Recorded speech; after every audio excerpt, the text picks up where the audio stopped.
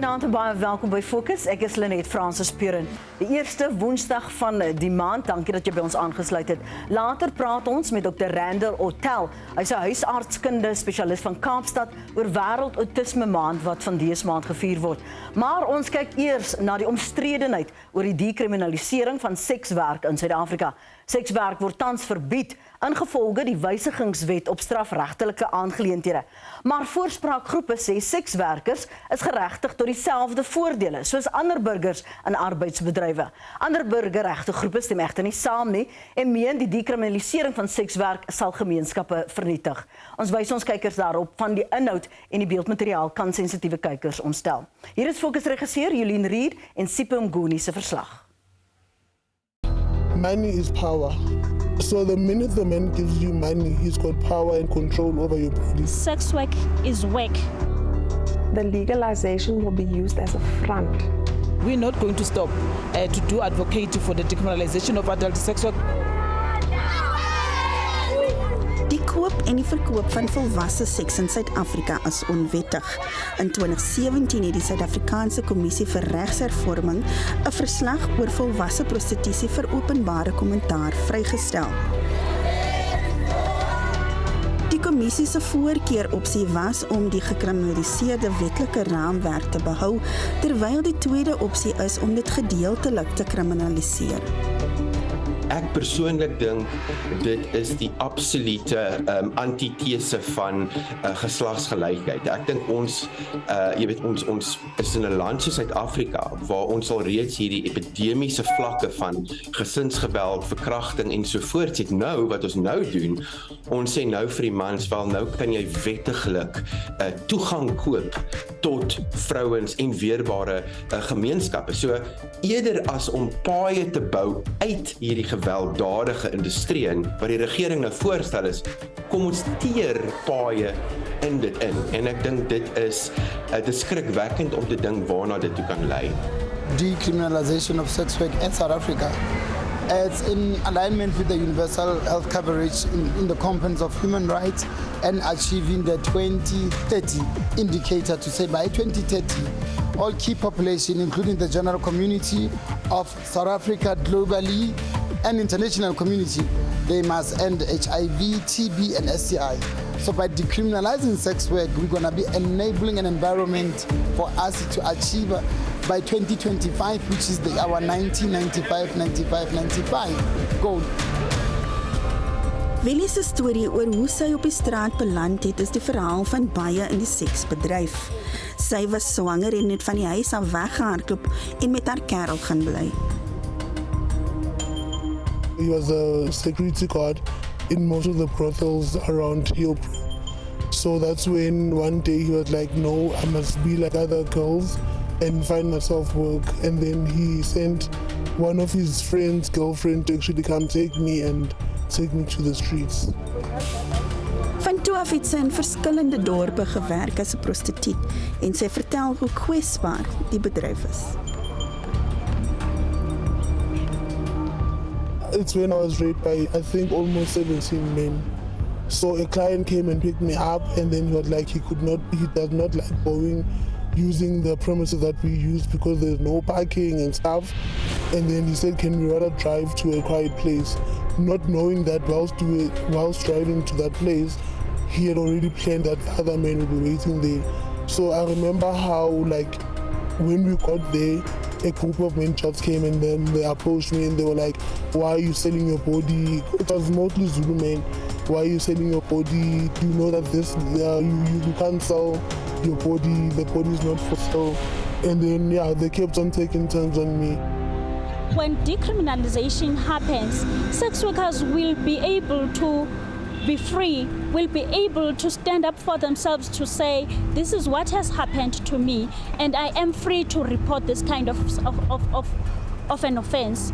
And sometimes these offenses are even done by the police themselves, people who are supposed to protect sex workers. So sex workers would be raped whilst they are going to the police station to report cases, or sometimes when they are being held by the police. Voorspraakgroepe sit nie langs een vuur oor die voorgestelde wysigingswet nie. In 2023, it's only black women that are also facing this injustice that was done in 1957. We have never seen other races, your white people, your Indian, your Chinese being arrested. But it's always a black female that you've seen on your papers in the media. Always the police are targeting a black female, which is it's an injustice on itself. So that's why we are pulling to say, let decriminalisation of sex work take place so that sex workers are able now to work collectively. I don't think that making prostitution legal or decriminalized will make any difference, because I don't think that police will be assigned to look after each and every woman in the streets, so it will not make any difference. So for me, I also feel like decrim would actually bring more young people, because remember, in the law says when you are 18, you've got the right, you don't need consent or anything. When you are 18, you're an adult already in South Africa. So for me, 18 is still too young, and we see a lot of young girls in the streets already. The buyer, the pimp and the brothel, their records will be expunged for any kind of criminal record that they do have for sex crime. That's going to be expunged. But yet, they are many times guilty of GBV as well as human trafficking. So it is going to make it a lot more difficult for law enforcement, for investigations, to actually investigate cases as it will go, and become harder to investigate as it becomes an even more silent crime. As a country, it is important that we look into the issue of trafficking in general, not because specifically on sex workers, but we believe as an organization that under the decriminalisation, I don't think that people will be trafficking because that then also will give the movement and its beneficiaries to be able to report, because currently sex workers would see the underage on the streets, the older sex workers that we work with, they'll see underage, but who are they to go and report? Because then they're then exposing themselves to police that they are sex workers, and they can also expose themselves in danger of the pimps. Wat gaan die wetgewing vir sekswerkers beteken? So the regulation is that there'll be demarcated areas where people can buy sex. If your perpetrators aren't abiding by the law now, making it where it's illegal, what makes you think they're gonna stick to their zoned areas? Countries like Amsterdam, they have specifically in place law enforcement that specifically deals with sex work districts, where specifically they deal with only sex work related issues, including if a client doesn't want to pay upon consenting, you got dropped, because most of the clients will literally maybe drag you, do all these other funny things, or they come high and then they want to steal from service providers, which are sex workers. How now the law enforcers making sure that there's order in the house? Openbare kommentaar op die wysigingswetsontwerp het einde Januarie gesluit. If cabinet were to be really serious about taking sex workers issue into consideration, including the submissions that were done, for example, some of the line of submissions that people need to submit, like your fax, your post office, or you need to email. Some of our communities who are sex workers, they don't even have access to those things. We're talking people, we are in 2023. If maybe there was a WhatsApp line that you can just send a voice note. We're talking people that their last, the ends meet was to now to opt into sex work. Die eerste ding is, ek persoonlik dink die president Cyril Ramaphosa moet roep vir 'n referendum op hierdie issue. Jy weet, ek dink die grondwet, ek dink dit is artikel 84(2)G wat sê hy kan dit doen, waar daar 'n wet is wat veral wat 'n impak op Suid-Afrika se geheel gaan hê. Kan hy roep vir 'n referendum? Dis die eerste ding van 'n beleidsperspektief af. Tweede, ons moet agter die vraag aangaan. Ek persoonlik dink en elke redelike persoon, elke land wat geslagsgelykheid as 'n prioriteit het, sou sê, kom ons dekriminaliseer die mense in die stelsel. Jy weet jy weet eintlik in baie opsigte slagoffers is van hierdie gewelddadige stelsel as gevolg van strukturele redes. Maar kom ons gaan dan daadwerklik agter die mans en die mense wat koop.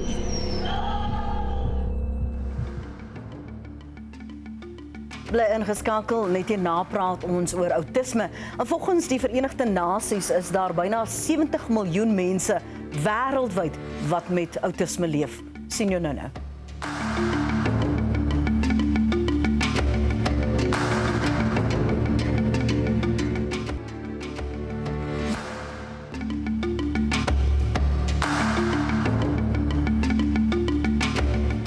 April is wêreld outisme maand en die maand dien as 'n internasionale bewusmakingsveldtog wat deur die Verenigde Nasies geskep is. En dis 'n poging om die onkunde oor outisme uit te wis. Nou volgens die VN is daar ongeveer 70 miljoen mense reg oor die wêreld wat met outisme spektrumversteuring gediagnoseer is.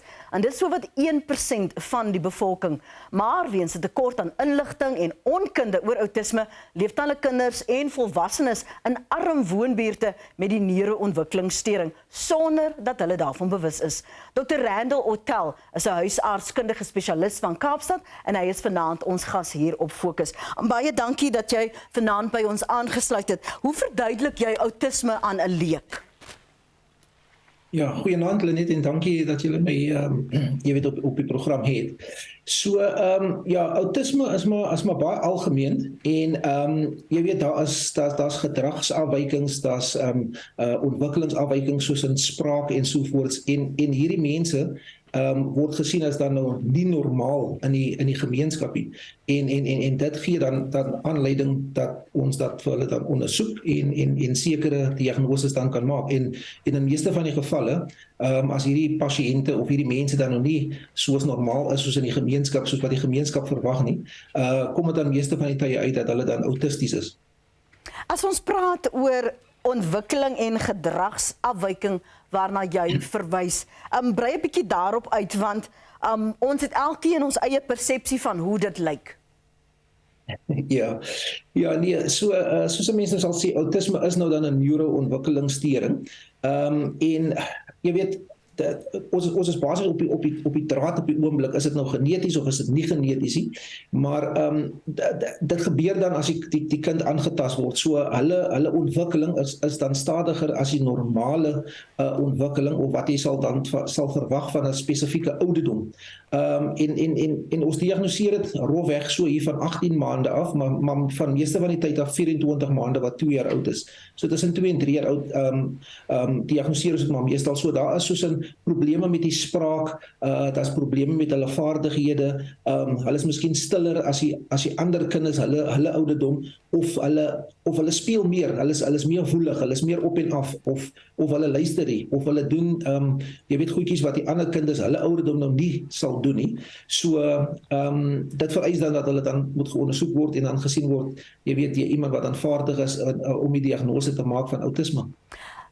Dr. Ortel, ek weet jy is 'n spesialis en omdat jy so vertroud is met al hierdie inligting, maak ek vervaard hier aantekeninge. Onthou nou, ons gehoor is nie altyd op dieselfde vlakke as wat jy is nie. So asseblief, staan net vir my stil by die diagnose. Is dit so dat sommige ouers of in gemeenskappe dit te laat ontdek, te laat verstaan dat die mylpale wat 'n kind op, jy het genoem, ouderdomme 18 maande, 24 maande, wat normaal beskou is, nie bereik is nie, en dan raak hulle bewus dat dalk 'n moontlik agterstand is. Help ons met daardie ontdekkingsfase en ondersoekfase om te verstaan, hier is nou fout, hier is nou nie so sê normaal nie.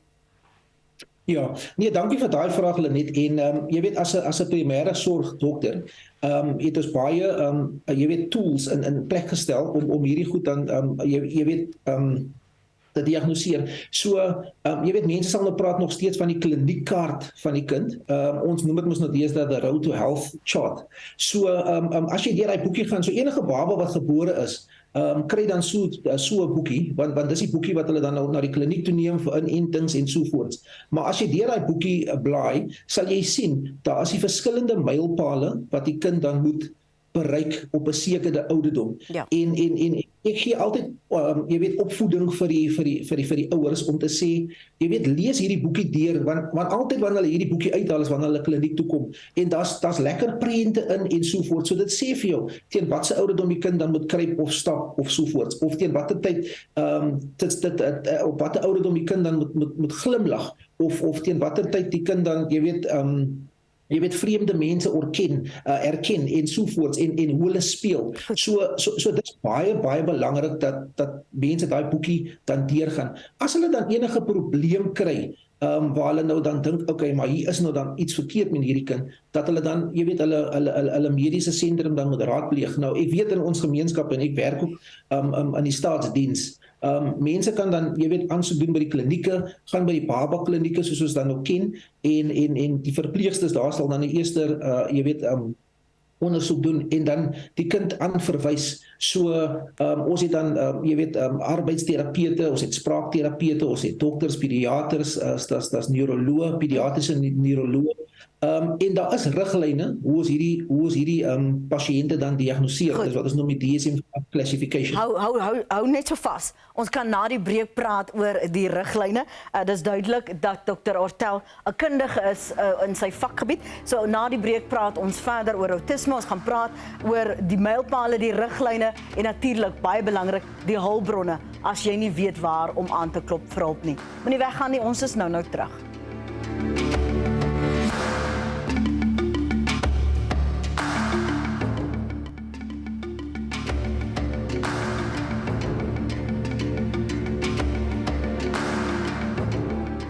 Welkom terug by ons program. Ons praat verder nou met Dr. Ortel oor autisme. En jy het voor die breek verwys na riglyne. Brei 'n bietjie daaroor uit, maar ook die persepsies wat in veral arm gemeenskappe bestaan oor kinders wat wel autisties is.